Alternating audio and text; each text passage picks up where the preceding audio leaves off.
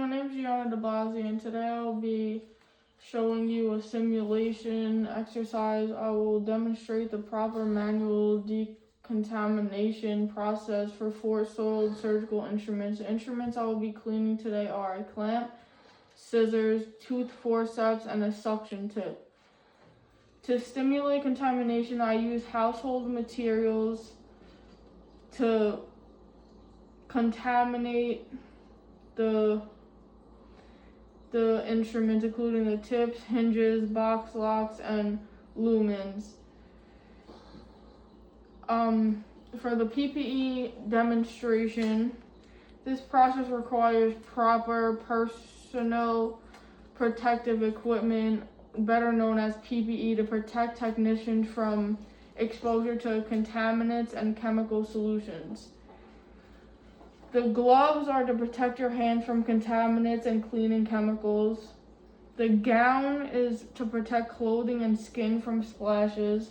The face mask is to protect the nose and mouth from droplets.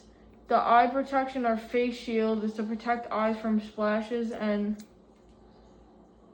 aerosolized particles. And the hair covering is to prevent contamination from my hair.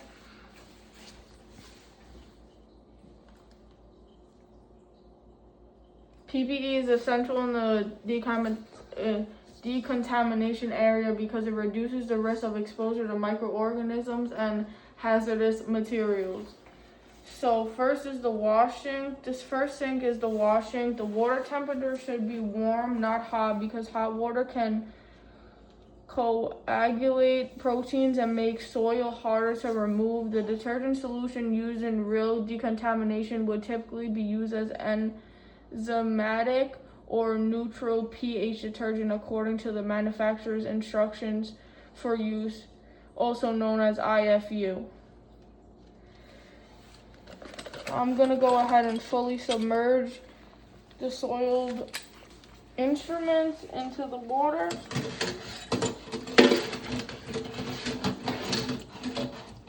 And when you do put them in the water, make sure that they're all open so you can get into all of the sections of them. I am fully submerging the instruments during cleaning to prevent aerosolization, which reduces the spread of contaminants in the air. So just make sure the water's up to the point where you can fully submerge them and make sure they're not out of the water. The second sink is the intermediate rinse sink. So we're gonna go ahead and let that water go down.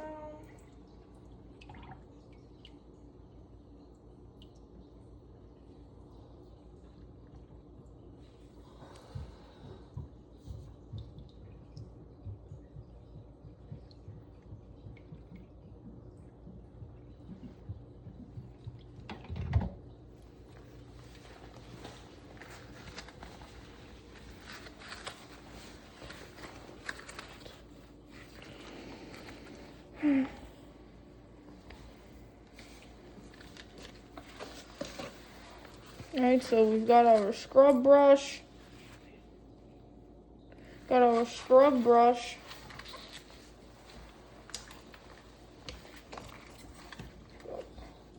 This to get into the corners. So this as well. So we're gonna go ahead and make sure all of them are opened up. When you do this, you can see that some of the crud got stuck inside of there, so you can just use the wash brush and make sure you get into all the corners and crevices and make sure they all get clean, especially the tips.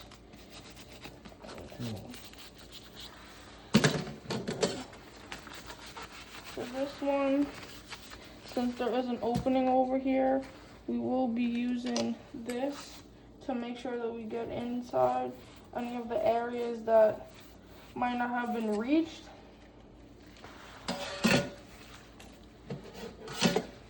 And then you're going to just do the same process for all of them all over again.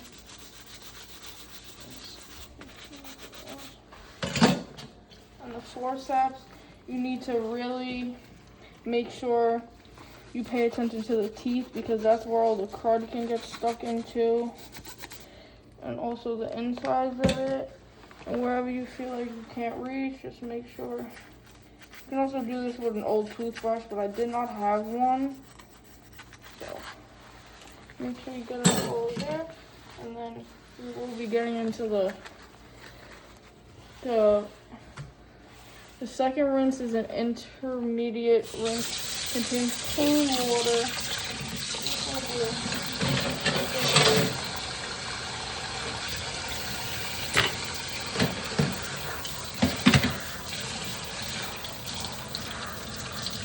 This final rinse contains treated or critical water in a real sterile processing department. The purpose of the final rinse is to remove remaining residual materials that could damage the instruments or interfere with sterilization.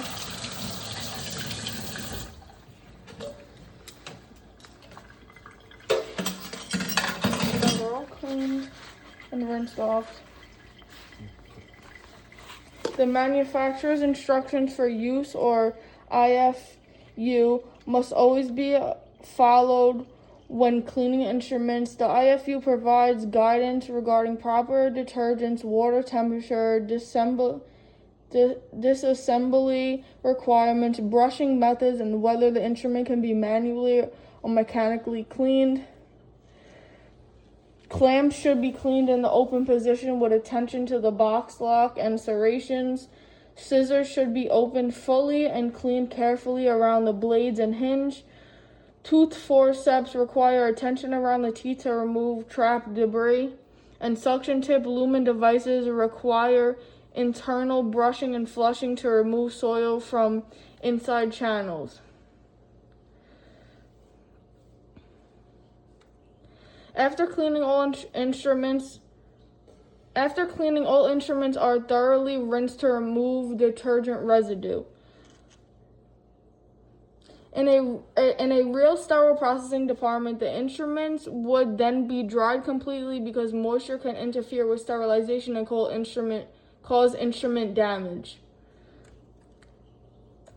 Next step in reprocessing cycle. After decontamination, the next step in the reprocessing cycle is inspection and preparation.